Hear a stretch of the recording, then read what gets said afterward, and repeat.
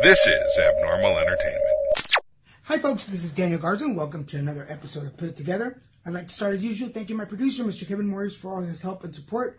Thank you, sir. Inviting everybody to check us out at abnormalentertainment.com, where you can find all the shows on the network. Go check it out.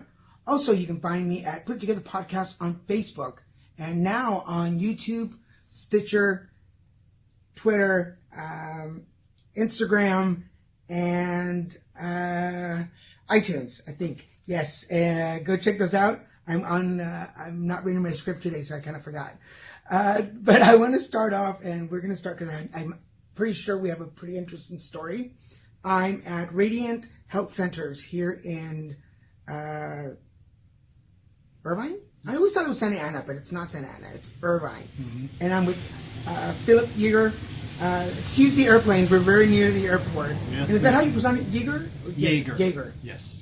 You're the executive director and CEO of Radiant Health Center, formerly known as AIDS Services Foundation. Yes. Cool. How you doing, sir? Doing well. Doing well. Thank you, Daniel. Thank you for your time. I Absolutely. appreciate this. It's my pleasure. And your new office space. This is really cool. People listening, you won't be able to see the office space, but for those of you watching this on YouTube, you'll be able to see behind him. This is all these. I was telling them that this used to be where we did our treatment, our therapy sessions, and where we're sitting now is where I would come in for therapy. So if these walls could talk, there's a lot of stories here. And I was trying to think about how we met the first time, but I think it was probably through an ASF event or something. That sounds right. Where I first saw you. And I do know this for sure. I didn't know who you were. I only knew you by name. Mm-hmm. And me being me, I probably acted goofy or something and said something dumb. And then later on, I was like, oh my God, that's Philip. Like, oh, okay, cool. Like, okay, well, you can't take back whatever you said. So I hope I didn't embarrass myself too much. No. I'm going to say no since I'm here in your office. So that's going to be. Well, I want to get started because I know part of your story, and I want my listeners to hear. Tell us how you put it together. Sure. So I have been with what is now Radiant Health Centers, formerly AIDS Services Foundation, Orange County, for 25 years. And I first got involved after a friend of the family suddenly passed away of a lung infection. And I realized that, 30-year-old young men don't die of lung infections, and asked, well, was it HIV? Was it AIDS? And, we don't know anything about that. Within 30 seconds, I realized, no, this friend of the family's had died of AIDS. And I then realized that they had done so without the support of friends, of family. The stigma at that time was so heavy that they dealt with it in complete isolation. And I just thought no family should ever have to, do that, deal with the tragedy of losing a loved one, but then having to do so in silence and without the support of friends and family. So I thought, I want to do something. I want to get involved. I don't know what to do. I picked up the phone. I dialed information. I was connected, said, connect me to an AIDS organization. I first got connected to the county. They tried to get me to come in for a test. I said, no, you don't understand. I want to volunteer somewhere. And so they had connected me to AIDS Services Foundation. And so that's where my involvement with the organization began 25 years ago as a volunteer. I would come in one day a week for 4 hours, and I would do basic filing. And although it was very simple work, I realized that it was important, that even the smallest little tasks or duties that needed to be done around the organization was critically important because of the work that was being done, the lives that were being impacted. So I was very fortunate then within a 4-month period, a position came open here at the agency. We had received a $25,000 grant from the Elizabeth Taylor Foundation, half of which was to go to purchasing food product, and the other half was to hire a part-time food pantry coordinator. And I was fortunate enough to be hired into that role. And then within 6 months, my position was expanded. I was given responsibilities for public relations, and the rest, I guess you would say, is history. Yes. Over those next 25 years, I held probably 8 or 9 different positions within the organization. And then 10 years ago, in 2008, was promoted to the CEO role. Wow. So for the last 10 years, have been serving in that capacity. Wow. Okay. So it seems quick, but there has to be many ups and downs through the whole journey. I'm trying to use my math here. So 25 years ago, 93. 93. Okay. Yes. Good. Thank you for the math, because I was going way going back from that. Now 93. By 93, it's been about 10-ish years that HIV was out and people were talking. But what was the climate around HIV at the time? Yeah, that was a very difficult time. In 1993, protease inhibitors hadn't yet been introduced, so we were still dealing with one medication, AZT, and it wasn't very effective for a lot of folks. And we lost on average a client a day. 30 clients a month. Wow. And so this was before we had email service. You would come in on Monday morning and there would be 5 or 6 messages on your phone, messages from loved ones who had lost their friends, family members over the weekend. So it was very difficult. We all were here in great support of each other, because we knew that the work that we were doing was so difficult and so challenging. But at the same time, we knew that it was critically important, the work that we were doing, and that we were really having an impact on people who had nowhere else to turn, who had nowhere else to go. So in those days, yes, very different, very challenging. Around 1995, 96, as the new medications and protease inhibitors came out and became available, we really began to shift our thinking. We then went from helping people die with dignity to really helping and showing people how to live with HIV. And we really began to build out our wraparound or support services that would allow people to stay in care and on treatment. So really began to focus on housing resources and what we needed to do there, nutrition services. Right. We went from being just basic comfort food to help people with taking their medications to what does healthy eating and cooking look like? Right. And how could we change up what we were offering through the food pantry for people who are now approaching their HIV in a much different way? Right. Now, one thing I find interesting in the way you're expressing is you say people, because most folks have an idea that at those times the only folks that were dying were gay men.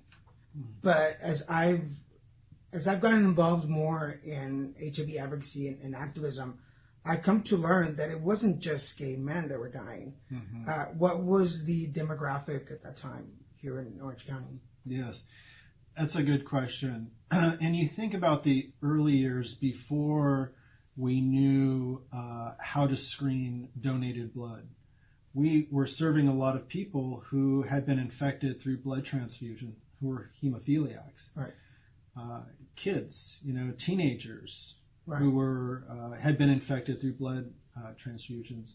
So we saw a lot more people who acquired HIV not through sex, but through, again, either hemophiliacs receiving blood transfusions or people who had received blood transfusions during surgeries or operations. Right. So there was a bit of a different mix. As well, we saw people from the heterosexual community as well who were being infected.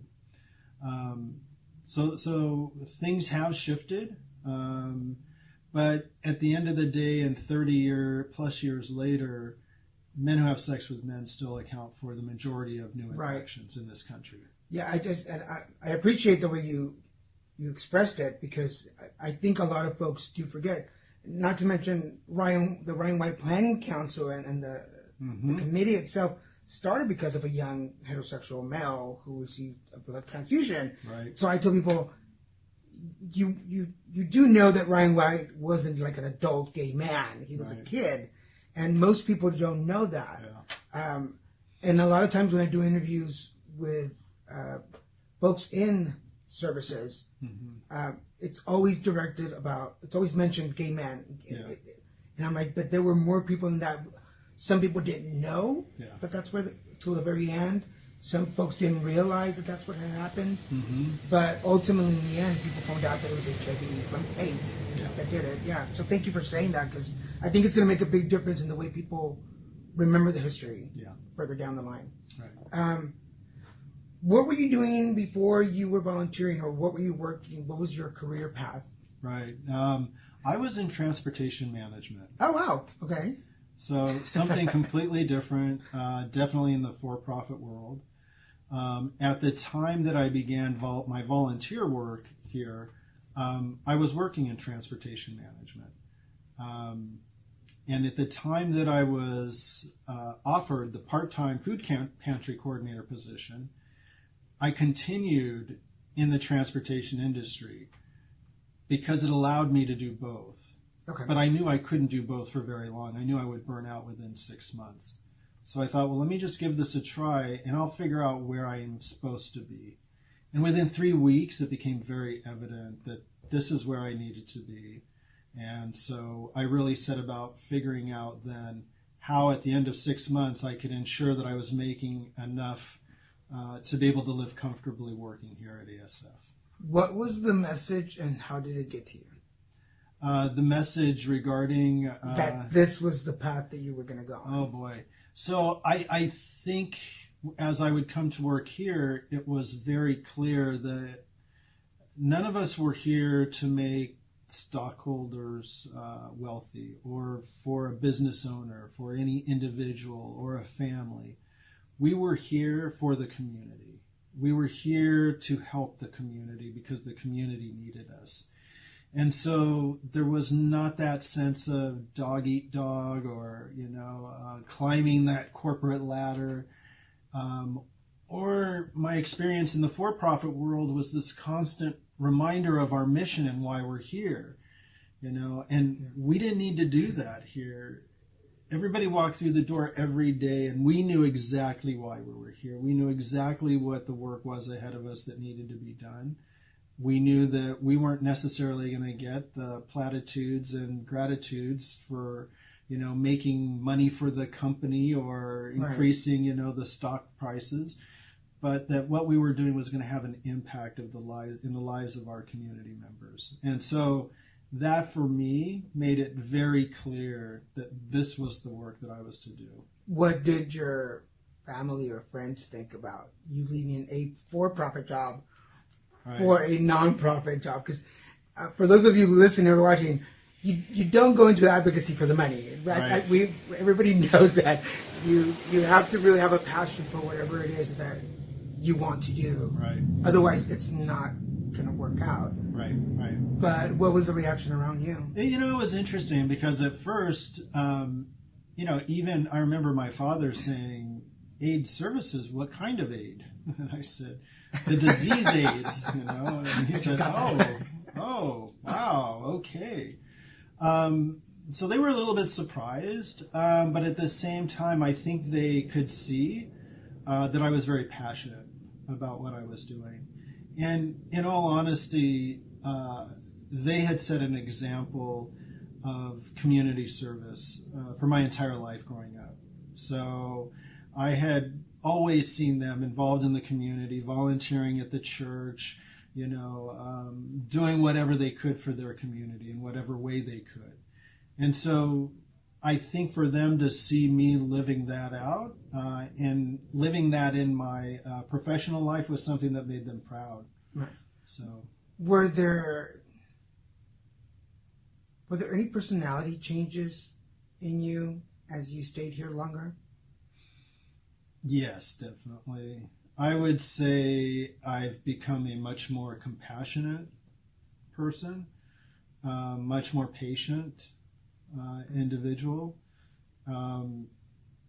and hopefully less judgmental in how I approach, people, different groups, populations of folks who may be different from my own. So I would say in that way, it's made me a better person, a more well-rounded individual. Yeah. Well, before I say what I was going to say, do you think that having started as a volunteer in the food pantry, having that direct contact with clients was like the best foundation you could have had to now be in the executive director position? Yeah, I think one of the things that really prepared me for this role was the fact that I was involved in so many of the other service areas. So part of why I was hired, I believe, as the food pantry coordinator was because the executive director at the time had a vision of creating and implementing transportation services. Okay. So they knew that I brought that background, that experience. It would be an easier walk for me to do it. So very soon after joining the agency and doing what I could around the food pantry, I then developed the transportation system that operates today. Once that was in place, I then began to focus on housing services. So developed and grew our housing services. From there, I took on HIV prevention work, secured our first CDC grant, began providing HIV testing offsite, and then introduced HIV testing on-site here in Irvine. Oh, wow. And then after that, began to focus on community outreach, both engaging the faith community as well as the Latino business community, because we knew those were two communities where members were greatly impacted by HIV and AIDS, but they as organizations hadn't really wrapped their arms around that fact and began to do work. So really working with them on education and awareness efforts. And so by the time I got to the opportunity to move into the CEO role, I had a lot of experience in what the services looked like, how they were developed, what the needs of the community were, how those needs had changed over my 15 years of experience with the organization, and how we as an organization had changed our focus. Again, from helping people die with dignity to helping people live with hope with HIV to focusing on preventing new infections. And today we as an organization are focused on not only ending the HIV epidemic, but creating a healthier Orange County. I think in my career path, anytime I've had a job where I was a leader or at the front of people, it was always because I managed to navigate through the different positions getting to that point, which was always a good thing for me to say. Anything I ask you to do, I've done. Yeah. So I know that you can do it. Right. And so I admire, because a lot of times we do have, over the 18 years that I've been positive, and from Texas to here, going through different organizations or interviewing people or going to conferences, I have bumped into directors who had never been to the agency, never mind work anything, and they really don't have an idea of what it takes to make it. And I think that's where the unrealistic expectations start happening, and you get disgruntled employees, and things just don't work out. Anyway, for those of you out there, this is the perfect way to do it. So take a note right there. How has the face of HIV changed in Orange County in the last 25 years? Yeah, good question. So what we don't see today are perinatal infections. So infants in utero or during childbirth being infected. What we don't see are people being infected through blood transfusions. What we continue to see is an increase in new infections in the Latino community, and very specifically in the age group of 25 to 34. So most of the other age groups, we're seeing declines or a leveling off, with the exception of that age group 25 to 34.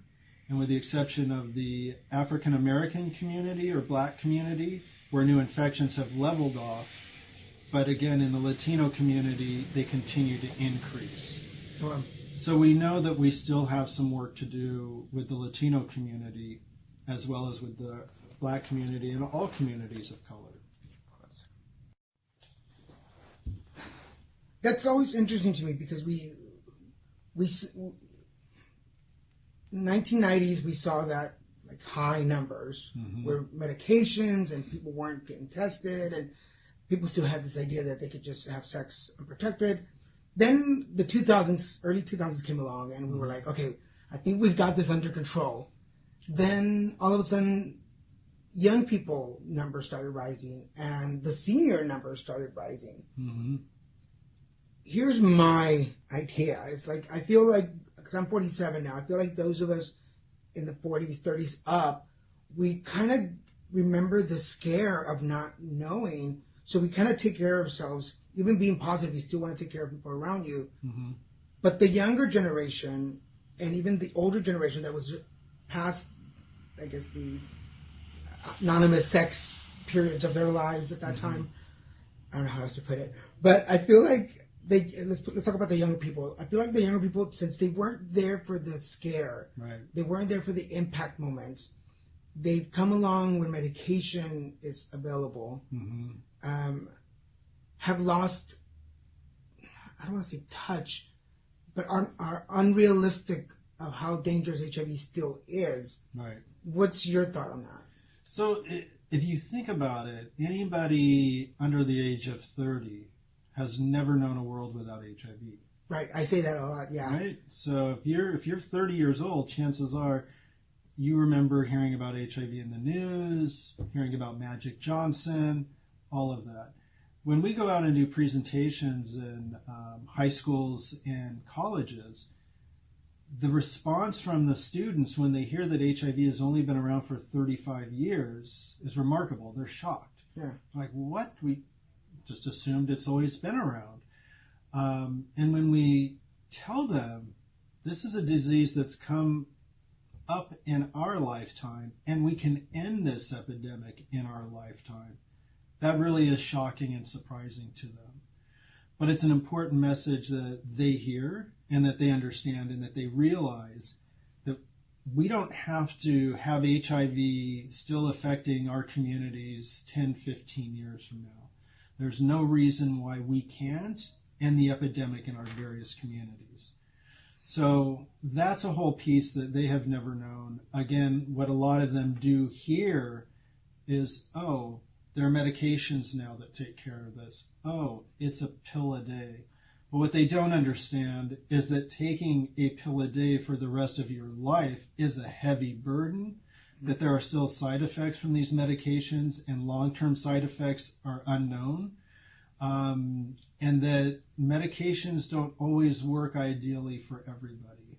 So we really try to educate young people that although treatment may be good, you don't want to be on treatment. You'd much rather prevent getting HIV in the first place. Yeah, I find that because I do the presentations for schools also, and high schools, colleges, universities, and they're always excited to tell me that, you know there's a one day pill. I'm like, one a day pill. I'm like, yeah. I said, I'm not on it, but I know about it. But I'm like, but I also have, and then I go down the list of everything that all the prizes that I've accumulated over the last 18 years, like cholesterol and heart problems and weight problems and it's depression and stress. And they look at me and they're like, but you're standing here. I'm like, yeah, it takes a lot of effort to look this pretty for a presentation, but you don't get to see me when I go home and I'm like on my couch. I'm like, I'm not moving. The only thing I'll get is the door because food has been delivered. What's your message to people who underestimate how vicious HIV still is? Yeah, I think the best message we can put out there and that we can give youth is that this is a disease that they're not. what is the word I'm thinking of, is not destined for their community or for themselves, that they have some control, that they can prevent HIV through the use of PrEP. Yeah. Providing them with the education that says, we don't have a vaccine yet, but we have a way and a tool that you can use to prevent yourself from being exposed to HIV in addition to condoms. And so we try to tell them that with the knowledge and the tools that we have today, the really best course of action for them is to protect themselves, to understand how to do that, and to effectively do that, to ensure that they're sharing that information with their sex partners so that they can live a long and healthy life, and they can be part of us ending this epidemic in our lifetime. In a perfect world, we would have no problems getting messages out. We probably wouldn't have HIV or AIDS to worry about. But since we're not there yet, there's still problems with self-esteem. Mm-hmm. There are still problems with peer pressure, alcohol, drugs, that affects younger people. What's your thought on that? How does that make it more difficult to get the message out? Absolutely. And that's part of why we have gone through the process of rebranding from AIDS Services Foundation Orange County to Radiant Health Centers. Is we knew that if we are truly going to end this epidemic in our community, we know we provide great services to people who are HIV positive. We know that we do a good job at preventing new infections, but if we really want to end the epidemic, we needed to address the health inequities in the LGBT community. And that means reaching out to those young members of the LGBT community before they've been infected with HIV. And not just providing them with prevention messages and condoms, but also addressing all of the social determinants that affect their health outcomes, whether it be lack of housing, lack of access to health care, or lack of access to a provider, a medical provider who truly understands the unique needs of the LGBT community. And a provider who's willing to address the substance use issue, not simply as a substance abuse issue, but as a risk factor for HIV. Yeah. And so understanding that a young gay person who's out there using substances is putting themselves at higher risk for HIV infection really helps us then look at, okay, a more holistic approach, an approach that says we're going to address all of these health factors, because in essence what we're doing is we're preventing HIV by doing so. Yeah, because I always feel like it's like having a tire with a hole in it, and it's already had a patch, and you take off that patch to cover the new hole. Well, now you have to deal with the old patch and the old hole, and you just keep going around the tire until you get just tired of the tire, and then you don't do anything with it. Because I was a teenager, and I was sexually active, and I believe in my head that I was about 18 when I was first exposed to HIV. This is late 80s. And I think about myself at that time, and I start to think about all the mental stuff that was in my head. Not to mention just the teenage stuff, but the gay issues. Yeah. And then the cultural background, the religious background, and everything that I had to deal with in my head. And the escapes that I found was drinking and having sex, which led to more frustration, because now you have to hide that from your family. So it's this big wheel. What, in your thoughts, what do you think, where do we stop the wheel first? Or is there a spot? Yeah, I think rather than stopping the wheel, it's first understanding that it is a variety of issues. That if we really want to prevent new infections, prevent somebody from getting infected, or prevent somebody who's HIV positive from infecting others, we need to address them in a holistic manner. We need to be talking about their spiritual health, their mental health, their financial health, all of these various areas. And if we're not addressing those areas, then I don't think it's realistic to expect somebody to change behaviors and suddenly they're not going to go out and put themselves at risk for HIV. They're not going to have unprotected sex. Right? So again, I think it's taking a holistic approach to the individual and understanding that we really need to address all of the various intersections of health for individuals that might put them at risk. So again, whether that be behavioral health, whether that be their physical health, mental health, whatever the issue may be. Is that one reason that really getting to know the clients is so important? Absolutely. Absolutely. If you don't have the kind of relationship with the clients you're serving where they feel comfortable being completely honest and open with you about their life, then you're not going to be able to address those issues. And I'm just so proud of the staff that we have here and how effective they are at really building rapport with clients, building trust, and really approaching their healthcare as a partnership and something that they're doing together. Yeah. So we're talking a lot about the younger folks. What about LTSs that I call long-term survivors? They think, well, I've been told I'm a long-term survivor after almost 18 years.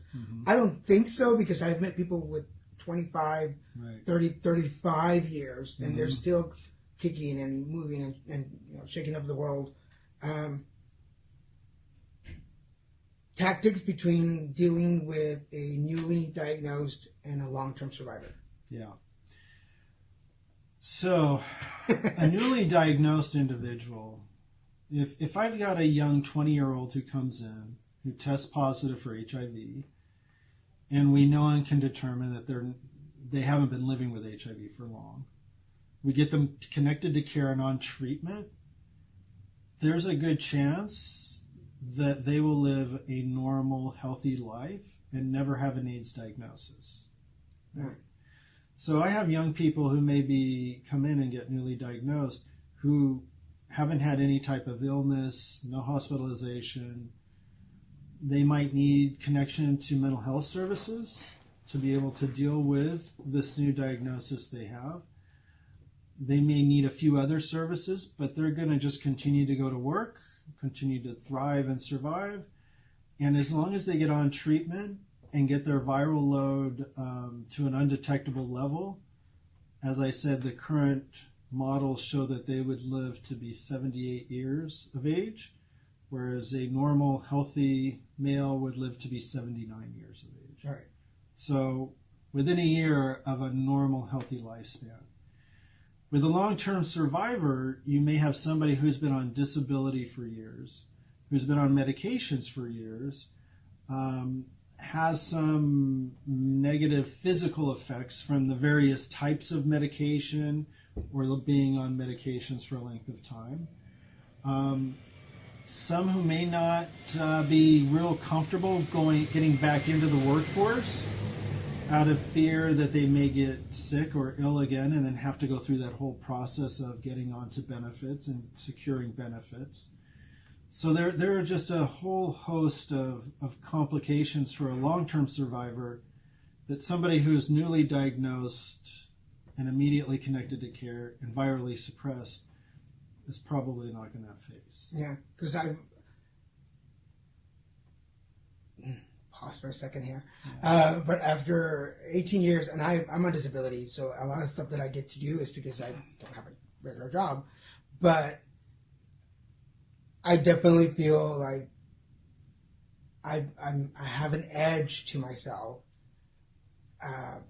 Seeing all these new things changing, seeing all these opportunities that the younger generation, I mean, not that I want anybody to get infected, but seeing newly infected folks and like a 1-a-day pill, more intake information, more access to mental health, like all these things that they have right off the bat that I didn't get in 2000 when I was diagnosed. I'm kind of like, why did they get all this now? Which I'm glad they do.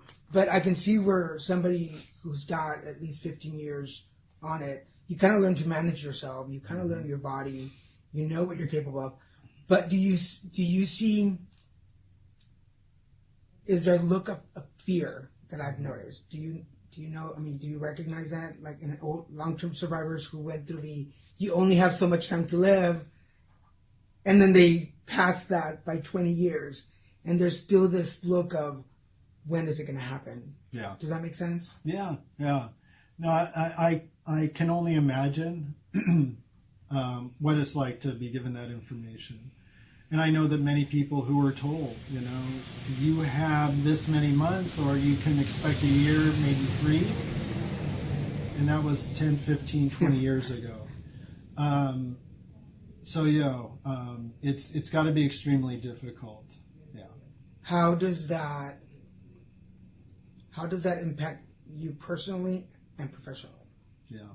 I think for me, personally, it just means that I need to be aware of that, and need to be aware that somebody who's been living with HIV for 10 plus years, and who may have been given that type of information early on, that hasn't necessarily gone away for them. That's still somewhere, casting a shadow or a cloud over their thinking. And professionally, it means that we need to be aware as an organization that we have long-term survivors who have needs that are different, and that we need to be aware of what those needs are and make sure that we're providing for them. Yeah. Pause here. So that kind of gets us into, you mentioned a little bit earlier about the changing of the name, mm-hmm. and we kind of just brushed over the reason why. Could you tell folks why the name changed? Yes. Why was that so important? Yeah. So as we looked at expanding services to the broader LGBT community, and again, knowing that it was critically important to do that if we wanted to end the HIV epidemic, that unless we address the health inequities in the LGBT community, it would be extremely difficult to really end the epidemic. So as we looked at what does that expansion of services look like, and we looked at the first services that we would expand: mental health services, nutrition, PrEP services, and housing for homeless youth. And we knew, okay, if we're going to expand those services beyond those living with HIV to those that are members of the LGBT community, how are we going to market that? How are we going to attract those new individuals to these services? Are they going to feel comfortable going to an AIDS organization if they don't have AIDS, if they're not HIV positive? Right. And one of the things we learned early on is when we first were funded by the CDC to do prevention work, we knew from that experience that we couldn't as effectively do that work as an AIDS organization as we could with some other type of name. So we created a DBA for that CDC prevention project because we knew that young men were not going to come to anything being put on by an AIDS organization if they themselves weren't living with HIV or AIDS. So we understood that conceptually. And so as we looked at how do we, again, market ourselves and brand ourselves in a way that will be appealing to this broader community, we realized we had to lose the word AIDS and HIV from our name. Yeah. And I think that's something that's kind of nationwide. A lot of agencies are going through this new rebranding. Yes. From where I'm standing, from the advocacy point, I started to think when I heard about the name change was, oh wow, they're going to target negative LGBT and heterosexual people, straight people, before they get infected. So that's like a preventive now. Like, for me, I was like, genius. That's smart. Because I want to introduce into the conversation the U equals U project, the undetectable equals untransmittable. Yeah. Because that came in and just kind of swooped everybody. Between that and PrEP, it was like everybody was, and the gay community was happy and beyond. But I think you guys did that change just at the right moment. Thank you. When all these other new, again, I talk about all these new things that people have to play with now. Right. PrEP and U equals U. Did that make any impact? Did that make, like, was that anything, did it play in any of the changes? Or did it come after you started making the process of the change? It was all part of it. So we had been considering expanding services to include medical services for about the last 3 years. We as an organization, the board, had been considering this for 3 years now. And so part of considering that was understanding that we had PrEP, this new tool out there. And again, looking at, you had mentioned this a little earlier, that other AIDS service organizations were understanding that they needed to do one of three things. They needed to merge, grow, or go. Yeah. So merge with another organization who's doing more or expanded work, grow or expand your own mission outside of HIV/AIDS to include a broader community, or figure out how you would responsibly close your doors and who would you then refer your clients out to for services. Because in the AIDS service community, we realized that funding specific to HIV and AIDS issues was going to be impacted the longer we're around, the longer people are aware of the disease. Also with the Affordable Care Act, we knew that there was potential shifts in funding around medical care and how people living with HIV and AIDS were receiving medical care and treatment. So all of those various factors played into and part of the decision-making around the rebrand for the organization. What, for instance, the Ohio AIDS Resource Center, they rebranded as Equitas. So again, I think a play on health equity in their name. But it's common, this is again is what a number of AIDS service organizations have done, expanded, broadened services to the broader LGBT community, and then understanding that, okay, now if we are really going to market to and attract, how does our brand and name align with what we're trying to do in our goals? What was the client reception on the name change? Yeah, it was I asked with a laugh. Yeah, it was extremely positive. Yeah. And it's one of the things that I was probably most concerned with. And in fact, one of the focus groups that we had held with a number of our clients, and I asked it very directly. I said, how do you all feel as people living with HIV that we as your provider, very focused on addressing your HIV/AIDS needs, that we're going to remove HIV and AIDS from our name? And one of the participants said, well, I'll be honest with you.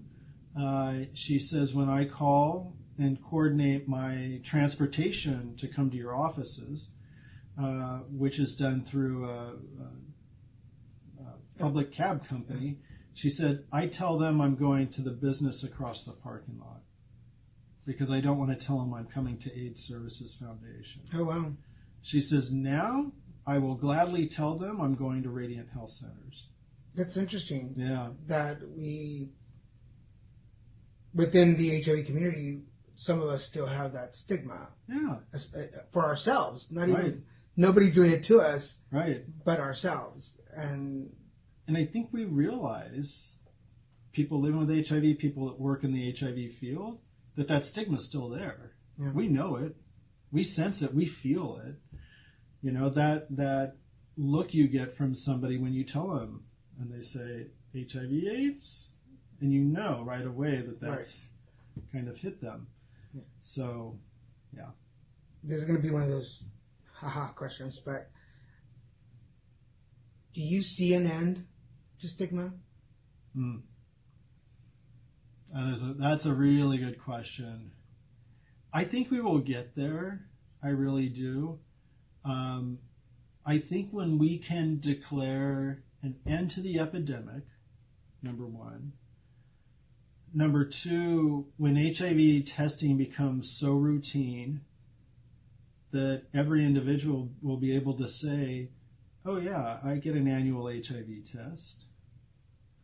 And when most people can say, oh yeah, I know somebody living with HIV, I think that's when we really begin to see the stigma erased.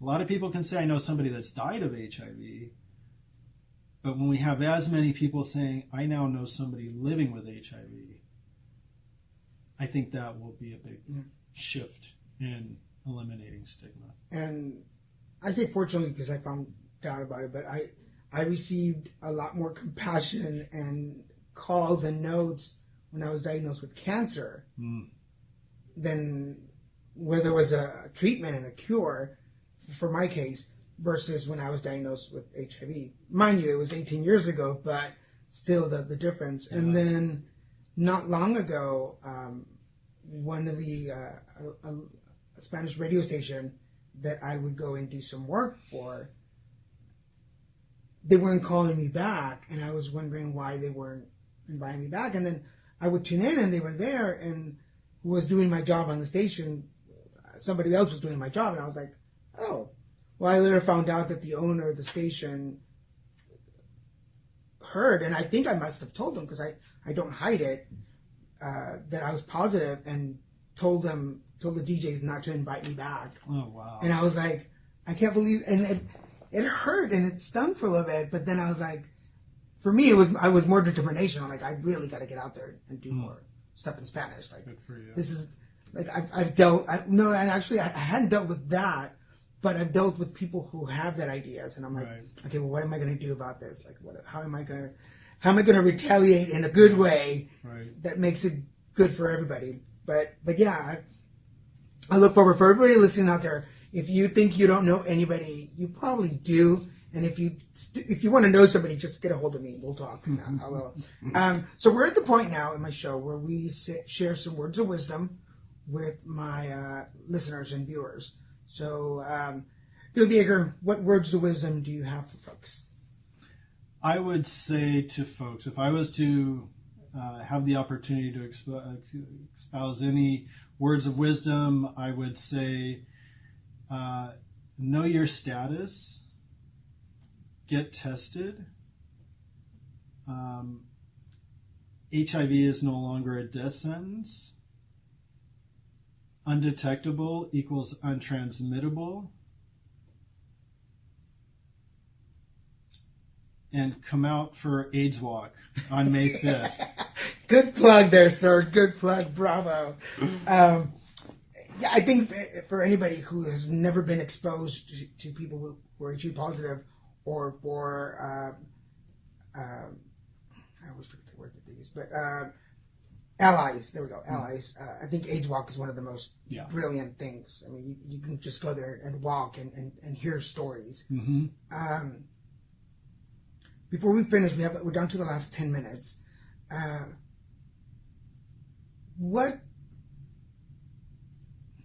Think of you 25 years ago when you first walked in here.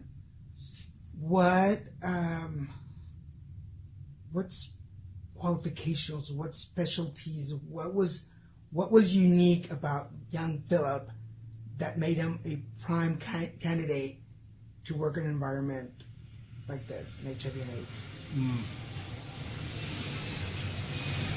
Probably a couple of things. Probably one being a young gay man. At the time I was my early 30s, 31 years old. I had just left 10 years of living in the Mammoth Lakes area, so a resort community. So there was a part of me that wanted to connect with a group, with an organization, something that was involved in the gay community. So I think that had a lot to do with who I was at that point. So it was wanting to make a difference, wanting to be involved, but wanting to be involved in a way that helped my community, that I was beginning to feel a part of. I think you combine that with my upbringing, and as I mentioned, the fact that I had seen both of my parents always involved in community service and volunteering and giving back to the community. That I think as well conditioned me to be the fit that I was for the organization. And in the last 25 years to date, what would you consider one of the most important lessons you've learned about yourself? Boy, there have been so many lessons I've learned. We got time. Throw us a couple. So,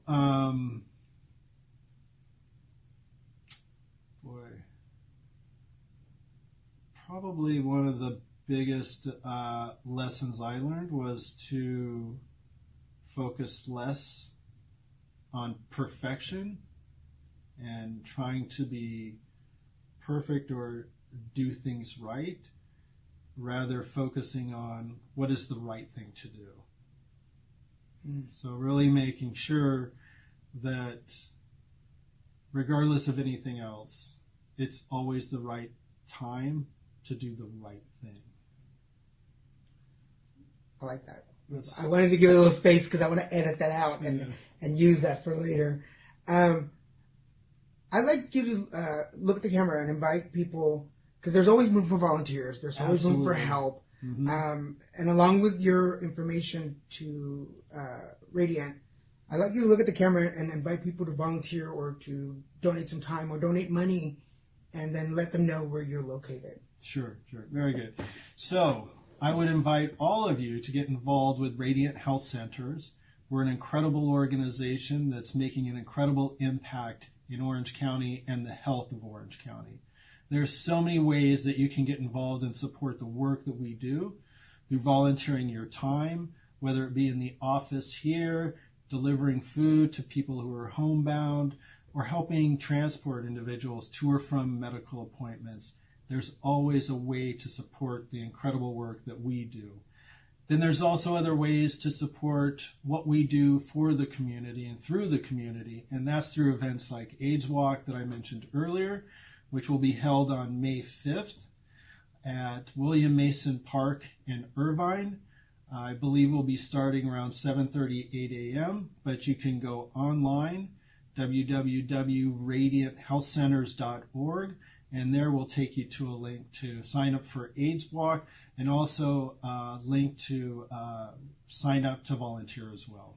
So please take a look at the website, come out and volunteer, come out and help us raise money through AIDS Walk, and get involved in the community. Thank you so much. Perfect timing with the airplanes. For those of you listening, or maybe you just followed us now, we're very near John Wayne Airport, so there's always planes flying over. Yep. It just makes for good background noise. So we're down to the end. Any final message? Any final thoughts? I just want to thank you, Daniel, for the work that you do, and for everything that you're doing to bring awareness around HIV and AIDS, to help reduce the stigma associated with HIV and AIDS, and to really educate the community on how to keep themselves safe and how we're really creating a healthy Orange County together. So thank you for everything that you do, Daniel. Oh, my pleasure. Thank you. That was unexpected. I assure you I did not pay you for that. Well, thank you. I mean, I've been, I came in to AIDS Source Foundation about 9 years ago when I moved to California, and I didn't really know anybody, and I didn't know where to go for services or anything. And luckily, and I've said this in other places, luckily when you typed in AIDS services, the first thing that came up was AIDS Services Foundation. So I walked in here looking for a doctor, looking for food, because I wasn't working. I'd broken up with my boyfriend. I didn't have any money. I didn't have any food. So you guys gave me therapy. Y'all gave me food, hooked me up with a doctor, my medications. were there with any issues that I had. I've been through a couple of workshops through here, some great support groups, and then I went off and became my own case manager. And after all these years, you kind of just do it. You just know where to go. But then the opportunity came, and I got the call to come in and volunteer and help. And then one of my bucket list things was to be a tester, and you guys sponsored me to be a certified tester and counselor, and that's huge. People think of that as a huge thing, and I didn't really realize how big it was until I tell people, like, I'm certified. Like, oh, wow. So I want to thank you, and I hope you'll pass this thank you along to everybody else. I can proudly say I'm one of those full circle clients that I came in sad and alone and lonely, and you guys just kind of held me for a little bit and built me back up. I came from Texas, where I knew everything in Houston, how to do everything, how to handle everything. And I came here and knew nothing, and it was a whole different system than Texas. And you guys held me, picked me up, dusted me off, and were like, you know what you're doing, go do it. And I just took off, and then you guys called, and I was like, of course, like, whatever you need. And Chris Bragg is one of my favorite people here. Yeah. Chris calls, and I'm like, what time and where? Just let me know. So I want to thank you. And not just that, you're always so kind and so approachable. And I think that's huge, because I've come from places where the directors are very standoffish, and it's like, I can't be friendly with the clients. But every time that I've seen you, I just want to say hi, and you're so receptive. And so thank you for being just an awesome person. Thank you. Not just a great executive director, but an awesome person. And to take the time to sit here with me, it's really cool. So, my pleasure. Thank you. So before we get into a whole kissing butt session here, again, will you remind the folks where you are located and how to get a hold of you? Our main office. Yeah, main office is in Irvine. Our number is 949-809-5700.